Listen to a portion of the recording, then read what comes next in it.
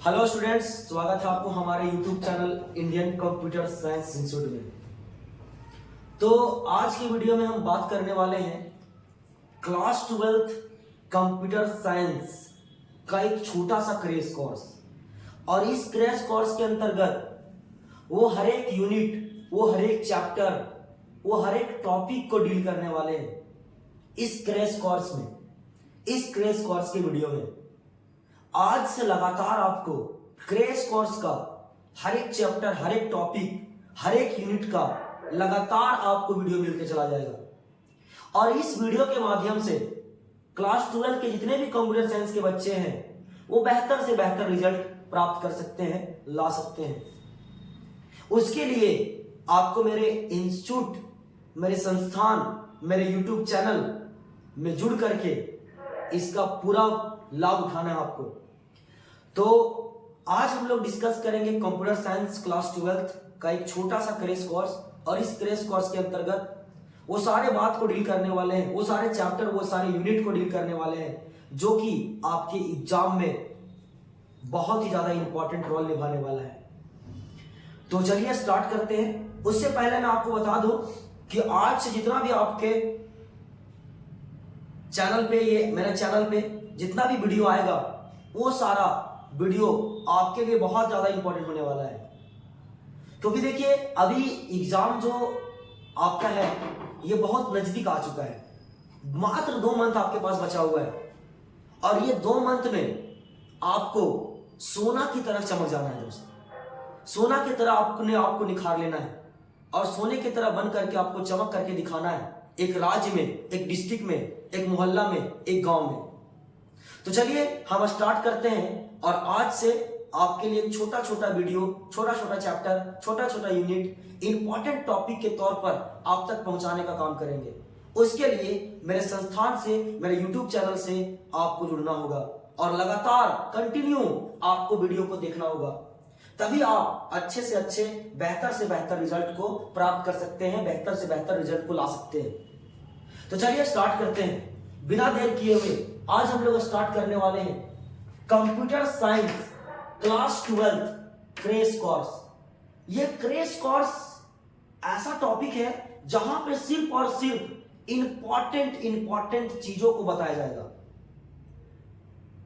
Class 12 के अंदर जितने भी चैप्टर, जितने भी यूनिट हैं, यहां पर तो आपको बताया जाएगा, बट उससे पहले आपको यह भी बता दिया जाएगा कि इस टॉपिक से, इस चैप्टर से कितना नंबर का सवाल आने वाला है आपके एग्जाम में और किस प्रकार से आने वाला है। वो सारे बात को एक करके डील किया जाएगा। चाहे वो 1 नंबर वाला सवाल हो, चाहे 3 नंबर वाला सवाल हो, चाहे 5 नंबर वाला सवाल हो, यानी किसी प्रकार का कोई सवाल हो, सारा का आपको सॉल्यूशन दे करके समझाया जाएगा। तो चलिए स्टार्ट करते हैं बिना देर किए हुए। आज हम लोग class 12th computer science crash course में पहला चैप्टर को स्टार्ट करने वाले हैं। और पहला चैप्टर स्टार्ट करने से पहले मैं आपको बता दूं कि क्लास 12th में टोटल चैप्टर आपको यहां पर 14 मिलेगा, यानी 14 टोटल चैप्टर मिलेगा। और ये 14 चैप्टर अलग अलग यूनिट में बांटा गया है, जहां पे आपका 5 यूनिट के अंदर 14 चैप्टर मिलेगा। मैं यहां पर कौन चैप्टर कितना यूनिट के अंतर्गत है, कहां पे है, वो सारा चीज को मैं यहां पर डिस्कस नहीं करूंगा, क्योंकि सिर्फ और सिर्फ आपको इंपॉर्टेंट टॉपिक को मैं बताने वाला हूं। वो सिलेबस आपके एग्जाम में नहीं पूछता है, सिर्फ उस चैप्टर से, उस यूनिट से आपका मार्क्स किस प्रकार का रहेगा उसको पूछता है, और किस प्रकार के आपके चैप्टर को पढ़ना है, किस तरीके से पढ़ना है, उस चीज को आपको पूछेगा एग्जाम में। तो चलिए बिना देर किए हुए स्टार्ट करते हैं दोस्तों। सबसे पहले हम स्टार्ट करेंगे चैप्टर नंबर 1। और इस चैप्टर नंबर 1 के अंदर कितना नंबर का सवाल रहेगा? 16 नंबर। यानी कि इस चैप्टर से 16 नंबर का एग्जाम में सवाल पूछा जाता है। और ये 16 नंबर को मैंने 8 टॉपिक में डिवाइड करा है, 8 टॉपिक में डील करा है, 8 टॉपिक में मैंने बताया है। और 8 टॉपिक में सबसे पहला टॉपिक आज के क्लास में स्टार्ट करने वाले हैं। तो आपके लिए ये बहुत सुनहरा मौका है यूट्यूब चैनल से जुड़ करके, मेरे इंडियन कंप्यूटर साइंस इंस्टीट्यूट के संस्था से जुड़ करके इसका पूरा लाभ उठाइए और बेहतर से बेहतर रिजल्ट लाने का प्रयास करें। तो चलिए स्टार्ट करते हैं दोस्तों। आज हम लोग स्टार्ट करेंगे चैप्टर नंबर 1 जिसका नाम है C++ रिव्यू। और ये C++ रिव्यू चैप्टर नंबर 1 से 16 नंबर का सवाल पूछा जाता है, जिसको मैंने 8 टॉपिक में डिवाइड किया है, जो कि आज हम लोग पढ़ेंगे टॉपिक नंबर 1 जिसका नाम है इंट्रोडक्शन टू C++ का परिचय। जैसे आपका परिचय है, मेरा परिचय है, आप कहां से देख रहे हैं, या आपका पूरा डिटेल, आपका परिचय, आपका क्या ईमेल है, क्या एड्रेस है, आपको खुद का परिचय।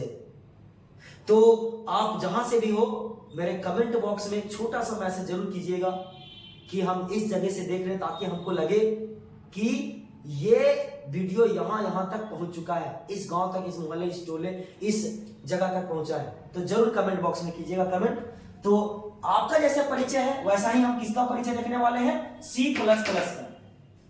C++ का परिचय, C++ के बारे में जानने वाले हैं कि C++ को कौन लाया, कब लाया गया, ये C++ है क्या, ये पूरा डिटेल्स जानने वाले हैं। और इस टॉपिक से 1 नंबर का सवाल हमेशा पूछा जाता है हर एक ईयर में। तो आज मैं भी वो बताऊंगा कि 1 नंबर का सवाल होता कौन है और किस प्रकार के से पूछता है। तो चलिए स्टार्ट करते हैं बिना देर किए हुए। ये C++ का इंट्रोडक्शन, C++ का परिचय। तो देखिए क्या कहता है, the C++ is a programming language. C++ एक क्या है, प्रोग्रामिंग लैंग्वेज है। C++ एक कौन सा लैंग्वेज है, प्रोग्रामिंग लैंग्वेज। लैंग्वेज का मतलब समझ में आता होगा आपका, लैंग्वेज का मतलब होता है भाषा। मगर ये समझ में नहीं आ रहा होगा कि ये प्रोग्रामिंग भाषा क्या है, ये प्रोग्रामिंग भाषा होता क्या है। तो आप समझ जाइए प्रोग्रामिंग भाषा क्या होता है। ये प्रोग्रामिंग भाषा जिससे सॉफ्टवेयर ऐप बनाया जाता है, या वो कंप्यूटर का ऐप हो या मोबाइल का ऐप हो, ये सारा ऐप को बनाने के लिए, ये सारा सॉफ्टवेयर को बनाने के लिए प्रोग्रामिंग भाषा का यूज किया जाता है। यानी प्रोग्रामिंग भाषा एक सेट ऑफ रूल होता है, और उस सेट ऑफ रूल के अंदर कोई इंस्ट्रक्शन को दिया जाता है, और उस इंस्ट्रक्शन को देने के बाद जो इंस्ट्रक्शन उस लैंग्वेज के अंदर डाला जाता है, प्रोग्रामिंग भाषा के अंदर दिया जाता है, उसी चीज को फॉलो करते हुए आपका वो काम करता है। जैसे आपके मोबाइल में कैलकुलेटर है, तो कैलकुलेटर एक प्रकार का सॉफ्टवेयर है, और उस सॉफ्टवेयर में अलग अलग प्रकार का इंस्ट्रक्शन दिया गया है, जोड़ने का, घटाने का, मल्टीप्लाई करने का, डिवीजन करने का, और ये सब एक सेट है, एक रूल है, और उसी के अंतर्गत सारा प्रोग्रामिंग किया हुआ जिससे आपका काम करता है, अलग अलग इंस्ट्रक्शन पे काम करता है। तो प्रोग्रामिंग एक सेट ऑफ रूल होता है जिसके अंदर कोई इंस्ट्रक्शन दिया जाता है, और उसी इंस्ट्रक्शन को फॉलो करते हुए काम करता है। फोन पे एक ऐप है, और फोन पे ऐप के अंदर अलग अलग इंस्ट्रक्शन दिया गया है, जिसे पैसा ट्रांजैक्शन होता है, बिजली बिल पे होता है, रिचार्ज होता है। ये सारा चीज एक सेट ऑफ रूल है, इंस्ट्रक्शन है, और ये सबको बनाने के लिए किसका यूज किया जाता है, प्रोग्रामिंग भाषा का यूज किया जाता है। यानी सॉफ्टवेयर को डेवलप करने के लिए, ऐप को डेवलप करने के लिए हम लोग किसका यूज करते हैं, प्रोग्रामिंग भाषा का यूज करते हैं। तो C++ एक ऐसा प्रोग्रामिंग भाषा है जहां से आपका सॉफ्टवेयर और ऐप को डिजाइन किया जाता है। क्या यहां तक क्लियर हो गया? आगे बढ़ते हैं। C++ एक प्रोग्रामिंग भाषा जिससे हम लोग सॉफ्टवेयर और ऐप को बनाया करते हैं, सॉफ्टवेयर ऐप बनाया जाता है। आजकल की दुनिया में जितना भी आप मोबाइल फोन यूज करते हैं, जिसके अंदर सॉफ्टवेयर यूज करते हैं, ये सारा गेमिंग वगैरह सारा कुछ आपका बनाया गया है प्रोग्रामिंग भाषा से मिला करके। तो C++ एक कौन सा भाषा, प्रोग्रामिंग भाषा। अगला कहता है the C++ is known as, C++ को जाना जाता है किसके नाम से, OOP। C++ एक प्रोग्रामिंग भाषा जिसको जाना जाता है किसके नाम से, OOP को। यानी कि C++ का दूसरा नाम क्या हो जाएगा, OOP। अगला लाइन समझते हैं। OOP stands for object oriented programming. पहला बात बताया गया कि C++ एक प्रोग्रामिंग भाषा, दूसरा बात बोला गया C++ is known as, C++ को जाना जाता है OOP के नाम से, और OOP का पूरा नाम होता है ऑब्जेक्ट ओरिएंटेड प्रोग्रामिंग। यानी OOP का फुल फॉर्म होता है ऑब्जेक्ट ओरिएंटेड प्रोग्रामिंग। C++ एक प्रोग्रामिंग भाषा जिसका दूसरा नाम होता है OOP, जाना जाता है OOP के नाम से C++ को, और उसका पूरा नाम होता है ऑब्जेक्ट ओरिएंटेड प्रोग्रामिंग। यहां तक कोई कंफ्यूजन नहीं होगा। आगे बढ़ते हैं। The C plus plus programming language, C plus plus programming जो लैंग्वेज है, C plus plus programming language was developed by Bjarne Stroustrup. ये बात को आप इंडिकेट कर लीजिए और जान जाइए इसको कि सी प्लस प्लस प्रोग्रामिंग भाषा जो है, सी प्लस प्लस प्रोग्रामिंग भाषा जो है, इसको डेवलप किया गया था, बनाया गया था किसके द्वारा? बर्जर स्ट्रासर के द्वारा। किसके द्वारा बनाया गया? Berger Stroustrup. ये बर्जर स्ट्रासर एक व्यक्ति थे, एक इंसान थे, जिन्होंने सी प्लस प्लस प्रोग्रामिंग भाषा को बनाया, C plus plus programming language को बनाया है। यहां तक क्लियर? इन 1980 में बर्जर स्ट्रासर के द्वारा डेवलप किया गया था। किसको डेवलप किया गया था? सी प्लस प्लस प्रोग्रामिंग भाषा को। कोई दिक्कत नहीं है दोस्त, आगे बढ़ते हैं। एट AT&T बेल लेबोरेटरीज, और जहां पर उन्होंने बर्जर स्ट्रासर ने बनाया था सी प्लस प्लस प्रोग्रामिंग भाषा को, उस लैब का नाम, उस रिसर्च सेंटर का नाम, उस कंपनी का नाम जो था, उसका नाम था AT&T बेल लेबोरेटरीज। यानी AT&T बेल लेबोरेटरीज नाम करके एक लैब था, रिसर्च सेंटर था, कंपनी था, जहां पर बर्जर स्ट्रासर ने सी प्लस प्लस प्रोग्रामिंग भाषा को बनाया था 1980 में, 1980 में। बात समझ गए? और ये कहां पर था? देख लीजिए, यूएसए का पूरा नाम होता है यूनाइटेड स्टेट अमेरिका। यानी यूनाइटेड स्टेट अमेरिका में, यानी अमेरिका में AT&T बेल लेबोरेटरीज में, AT&T बेल लेबोरेटरीज नाम करके एक लैब, रिसर्च सेंटर, कंपनी, जहां पर 1980 में बर्जर स्ट्रासर के द्वारा डेवलप किया गया, बनाया गया सी प्लस प्लस प्रोग्रामिंग भाषा को। यहां तक क्लियर हो गया दोस्त? यानी कि सी प्लस प्लस एक पुरानी भाषा, सी प्लस प्लस का दूसरा नाम होता है, जाना जाता है ओओपी के नाम से, और ओओपी का पूरा नाम होता है ऑब्जेक्ट ओरिएंटेड प्रोग्रामिंग।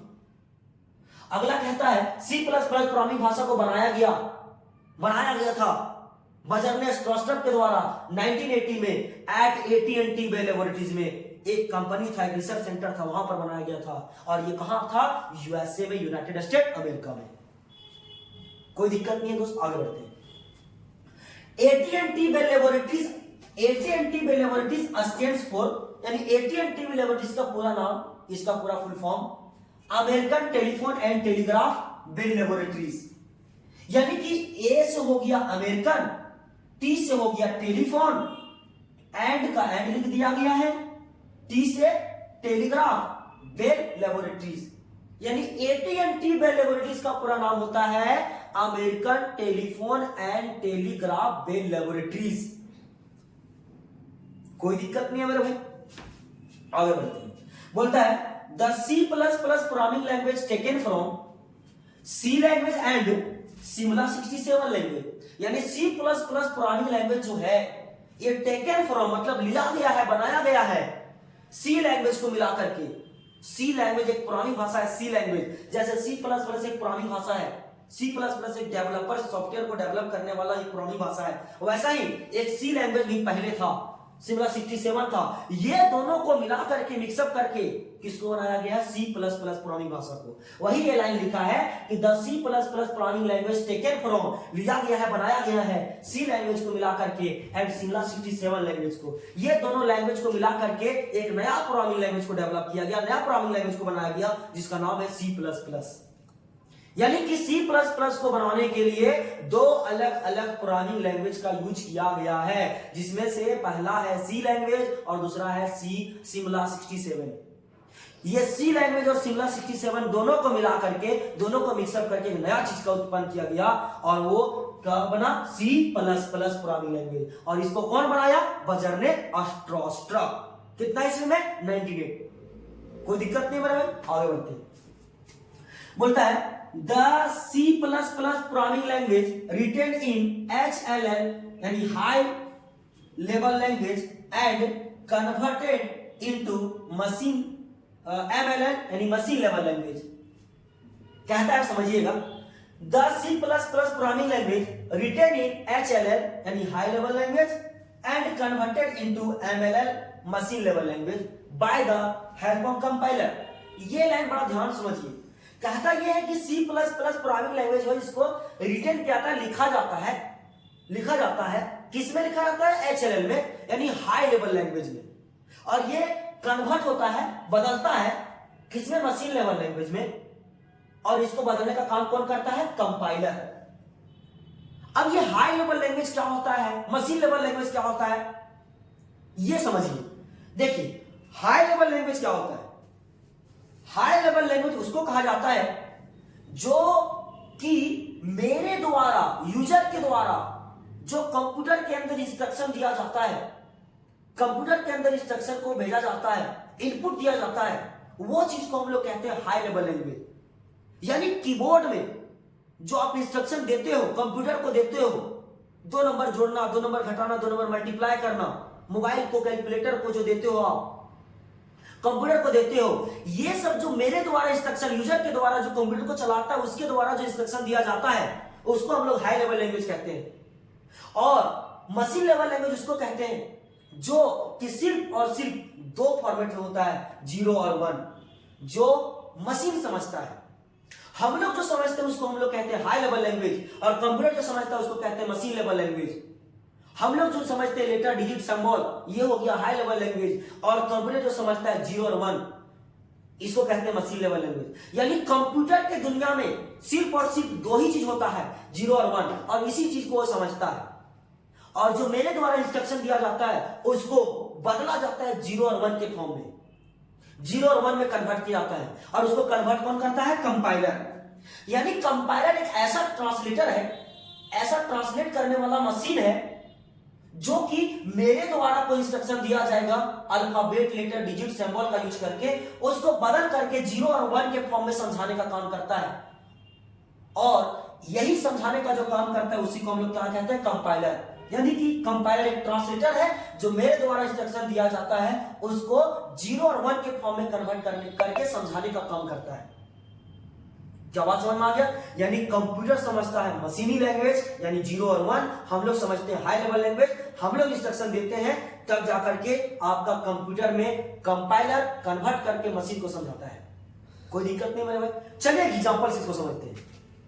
जैसे एक इंसान यहाँ पे है, एक इधर इंसान है, 2 इंसान है, इसको आता है सिर्फ इंग्लिश, इसको आता है सिर्फ हिंदी, डायरेक्ट बातचीत नहीं हो पाएगा।